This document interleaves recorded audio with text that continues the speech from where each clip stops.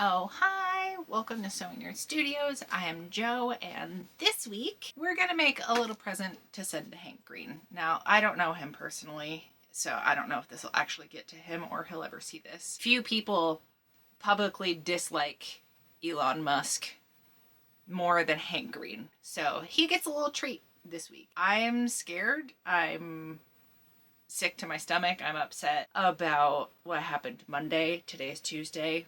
God knows what'll happen between now and this video going up. I need y'all to know this is not a space that tolerates white supremacists or fascists. So if that describes you at all, if you're okay with the gestures Elon did at the inauguration, you're not welcome here. It's not my job to be polite to you. The safety of everybody else here is more important. Just to be crystal goddamn clear about where I stand on things. Okay, quick lore dump and then we'll get into the project, which I didn't know what I was doing for this. So if you're here for some kind of tutorial on how to make a pillow with a cross stitch, I don't think this is gonna work out well for you. But if you just want to hear a weird insight into my time spent on the internet, let's get into it. The cross stitch we are turning into a pillow is such a specific crossover of interests that I have, and I don't know how many people other than Hank Green and his wife Katherine get it.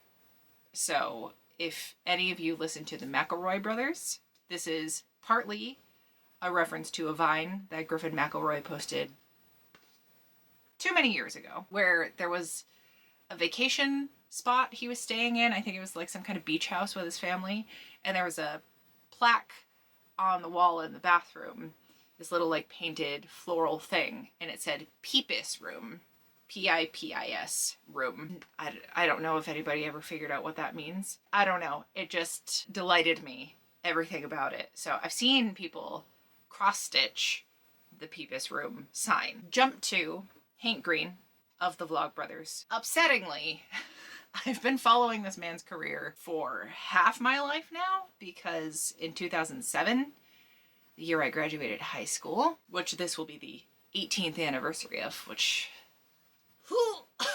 I subscribed to the Vlogbrothers channel, and Hank and John still seem to be a force for good, so I am very thankful that half my life, that is really sinking in now that I've said it out loud. Because yeah, I got a YouTube channel in 2006, but one of the first ever channels I subscribed to, like, made a point to keep up with this creator.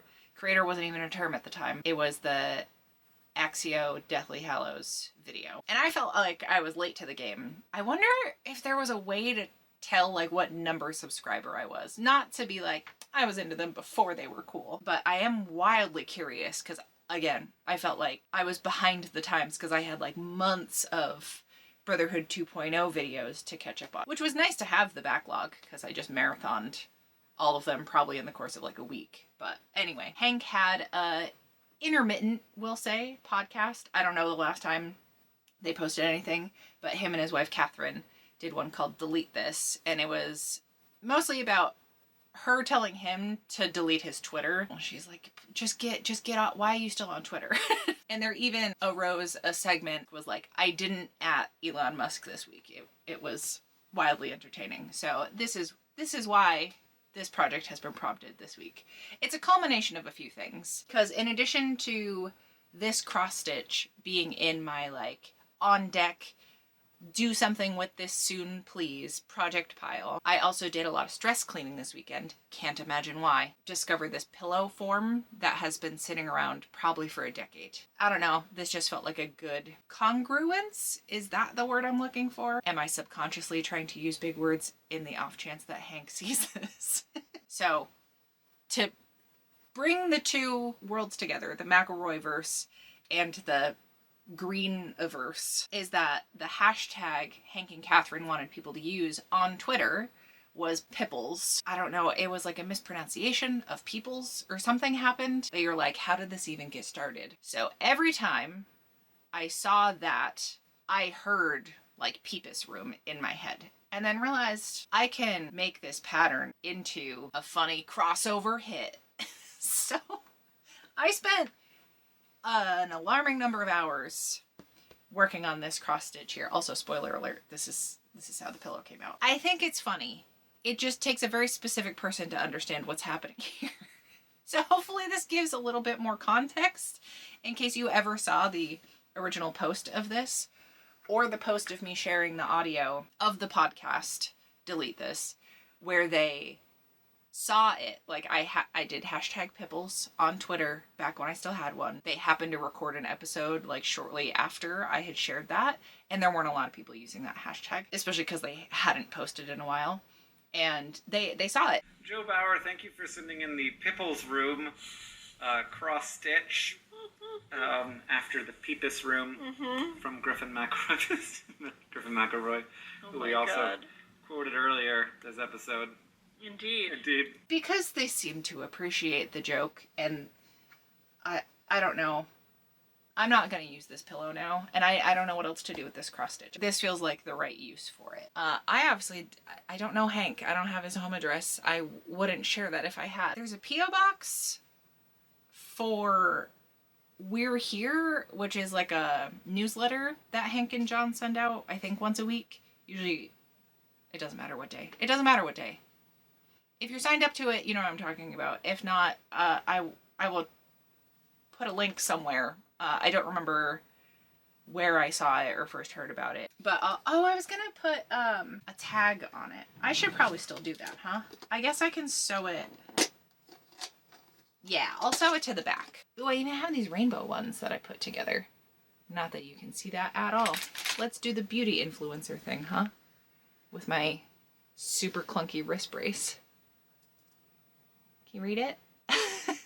Also, my joints have been in agony the past half week because of the barometric pressure shifts, because that's a thing I get to worry about now in my old age. The Bean Man would like to greet his people. Come here.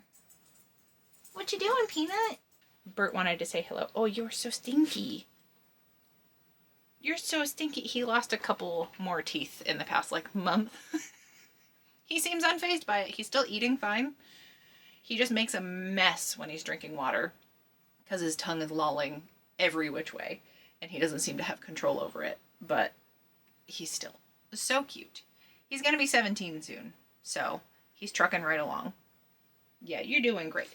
You want to hang out with me while I finish the video? Okay, so I got the cross stitch. I got the pillow form. The other material I used, I got a big cut of this really nice plaid fabric. And I don't know, it just screams northerner to me. I feel like someone that lives in Montana will appreciate this as someone who lives in New Hampshire. It's well below zero today, so we're getting cozy with it. I feel like plaid and flannels and thick socks are like the common language between Montanans and New Hampshireites. How do we turn a cross stitch into a pillow? Thankfully, the pillow form I think is 14 by 14. It's very three-dimensional, so it's hard to measure. I've always had a hard time wrapping my head around that because it's also not a boxed edge, so also harder to account for. What I'm saying is, I'm not the person to answer that question, how do we turn a cross stitch into a pillow? But we're gonna try anyway, god damn it. So first things first, I did iron out the fabric because I had folded up the cross stitch.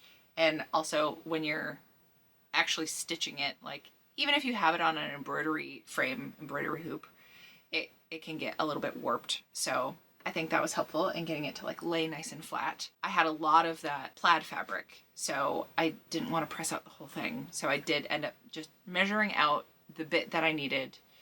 This was also when I decided okay, design of the pillow, good to know ahead of time before you start cutting into things. Am I gonna put a zipper in this? Absolutely not. Do I want to seal the whole thing up and hand stitch the closure and not have it be washable? Washable is probably good, especially with the cross stitch being white. Also, it's just nice having things be washable if there's an option for that. So I decided to, without looking anything up on how to do it, make a overlapping back. Figured out the pillow is about 14 inches tall, so add seam allowance, call it 15, want a few inches overlap. I cut a 15-inch wide and 20-inch tall panel. I cut that 20 inches in half so that I had 10 inches each.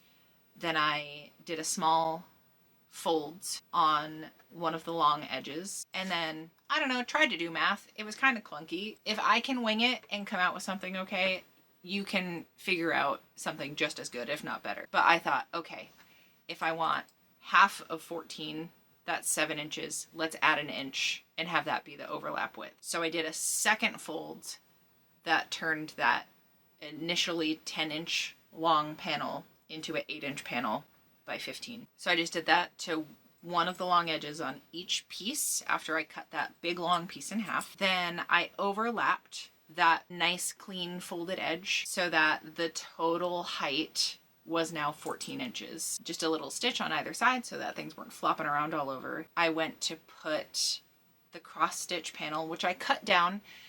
It was smaller than I'd hoped, but honestly, like, I think it ended up working out just fine. It was 12 inches tall, and it's a square pillow, so I just cut it to 12 inches wide. Then I laid that on top of the plaid fabric, which, as you can see, it is smaller. A 12 by 12 square is smaller than a now 14 by 15. I did eventually cut that extra inch off the width, so it was 14 by 14. I improvised what ended up being boxed out corners. So I put the cross stitch flush with one of the edges of the plaid, and I centered it so that there was about an inch above and below. And I just started, a 1/4 inch down. That was the seam allowance I was doing, was like maybe 3/8 of an inch. So I stitched along, and then I stopped 3/8 of an inch before the end.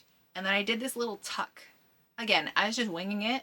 It just seemed like the fabric was telling me what it wanted me to do. I was just guessing and hoping that I wasn't ruining all of this material. So I did one edge first. I back stitched at both ends. I took it out from under the machine, folded that fabric into a triangle, got it out of the way. I made sure the fold excess fabric, whatever, was like not under the needle. And then when I started the second edge, did a 90-degree turn, I made sure the needle started right at the point I ended the first side so that it wasn't catching any excess fabric, and we were going to get a nice clean edge, and that the excess fabric was not going to get caught up in anything. So I did that for all 4 sides. I obviously didn't want just like gaping holes from the excess fabric that I didn't stitch because it was just a little open flap. So again, I was improvising.